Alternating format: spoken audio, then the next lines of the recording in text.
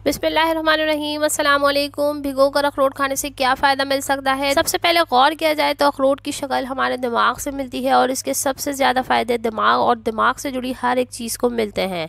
और इसके इस्तेमाल का दूसरा सबसे बड़ा फ़ायदा मर्दों की सेक्सुअल पावर को बूस्ट करता है, इसलिए इसको ड्राई फ्रूट्स का राजा भी कहा जाता है। अखरोट को रात भर पानी में भिगोकर सुबह नहार मुँह खाली पेट इस्तेमाल करना बहुत ही ज़्यादा फ़ायदा पहुँचाता है। अखरोट को पानी में भिगोकर इस्तेमाल करने से आपको दो बड़े फ़ायदे मिल सकते हैं।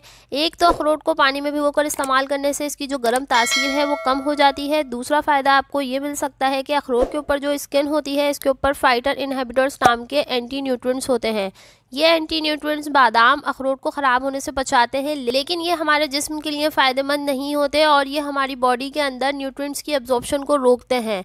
इसलिए जब भी बादाम अखरोट सनफ्लावर सीड तेल या कद्दू के बीज आप इस्तेमाल करें तो इनको भिगोकर खाना ज़्यादा फ़ायदा पहुंचाता है। या फिर अगर आप इनको हल्का रोस्ट करके खाएंगे तो फाइटर इनहिबिटर्स नाम के जो एंटी न्यूट्रिएंट्स होते हैं वो कम हो जाएंगे और इसको भिगोकर खाना ही ज़्यादा अच्छा है। अखरोट का मामूल से इस्तेमाल दिमाग की हर एक कारकर्दगी को नॉर्मल करता है। अखरोट खाते वक्त उन लोगों को एहतियात करना चाहिए जिनको सांस दमा मतली कै वगैरह के मसाइल हों, वो लोग अपने डॉक्टर के मशवरे के मुताबिक ही अखरोट का इस्तेमाल कर सकते हैं। हामिला ख़वातीन भी अपने डॉक्टर के मशवरे के मुताबिक ही अखरोट का इस्तेमाल करें।